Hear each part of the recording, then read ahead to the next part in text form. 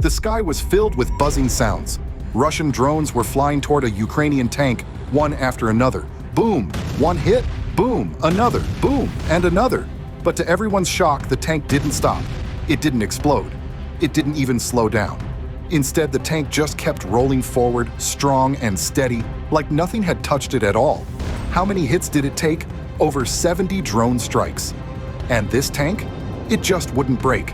This isn't a video game. It's not from a superhero movie either. It's something that really happened. And it's one of the most exciting stories to come out of the war between Ukraine and Russia. How did this happen? What was protecting the tank? And why does it matter so much in today's war? Let's walk through the full story piece by piece. Russia's drone attack plan. For months, Russia has relied on a powerful weapon, drones. These are small flying machines that can spy, drop bombs, or crash into targets. Drones are cheap to build and can be sent out in huge numbers.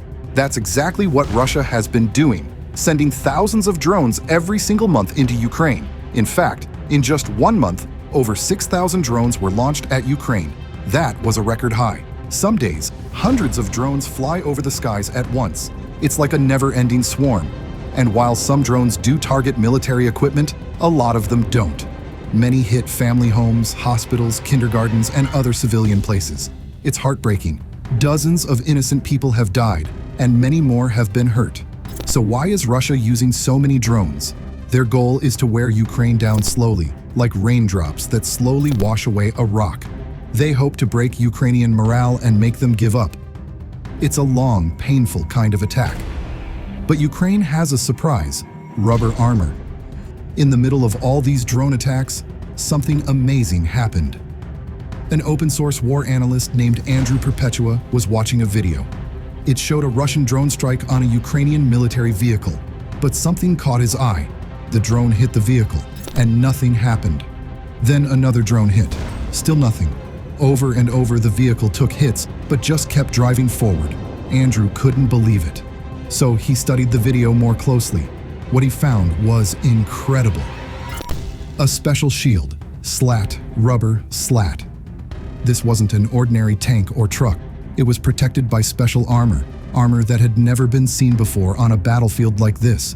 The setup was made of 3 layers. Slat armor. This is a type of metal cage that surrounds a vehicle and helps protect it from explosions.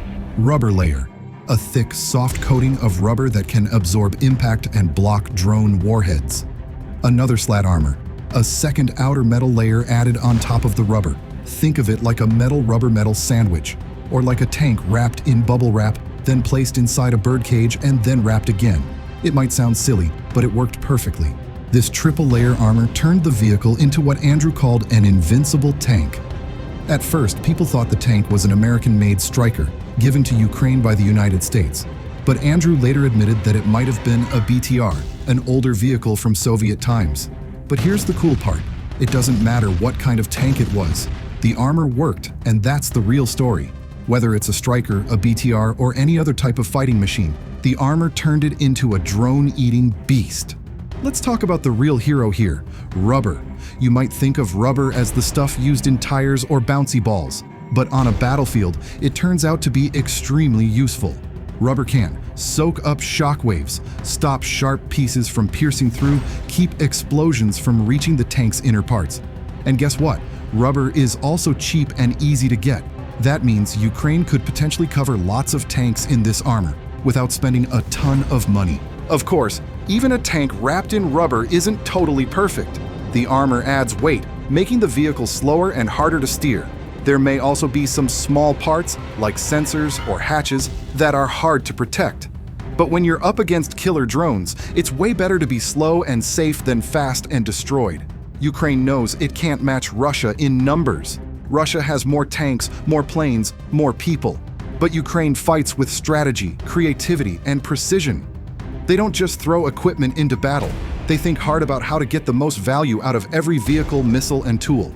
When Ukraine receives equipment from the US or Europe, they use it wisely, waiting for the right time, the right moment. That's how they've launched powerful surprise attacks deep inside Russian territory. The rubber armor? It's just one more example of how smart ideas can win against brute strength. Now let's look at Russia's version of armor. Just recently, pictures came out of a monster turtle tank. This Russian vehicle was completely covered in spikes, barbed wire metal sheets, random scrap parts. It looked like something out of a zombie movie. And sure, all those spikes might help block drones, but they also make the tank dangerous for its own crew.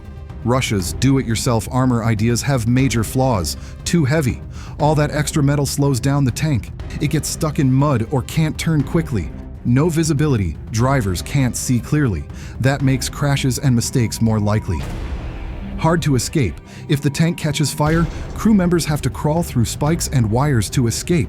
That can take too long and cost them their lives. In one recent battle near the city of Toretsk, Russian soldiers tried to flee from a spiky tank after it got hit, but they couldn't get out in time. Ukrainian drones picked them off. It was a disaster. Many of Russia's tanks have old designs. Some, like the T-72, store ammo right under the crew. One hit in the right spot and the tank turns into a fireball. The turret can blow off like a rocket, killing everyone inside. And adding all that metal armor doesn't fix the problem, it just makes the tank harder to escape from. Ukraine's rubber armor doesn't trap its soldiers, it doesn't block their view, and it doesn't turn tanks into slow, dangerous machines. Instead, it adds protection without chaos. It keeps soldiers alive, and it gives Ukraine's vehicles a much better chance of surviving drone attacks. That's the kind of thinking that helps Ukraine stay strong, even in the face of bigger armies. This war isn't like old wars. It's not just about trenches or big bombs anymore. It's about technology, drones, and quick thinking. Ukraine has proven that it can adapt faster than Russia. Every time Russia changes its attack, Ukraine finds a way to fight back smarter. The rubber tank is just the latest example, and it won't be the last. What does it all mean? It means that even when you're smaller, even when you're outnumbered, you can still win, if you're smart. Russia has more weapons, but Ukraine has brains, heart, and the will to keep going. That's what really matters. A tank that takes 70 hits and keeps moving isn't just a tough machine. It's a symbol of courage, of clever thinking, and of never giving up. So the next time someone says Ukraine is too small to win, just tell them this story. A tank rolled down the road, 70 drones hit it, and it didn't even stop. That's the kind of story that will be told for years to come.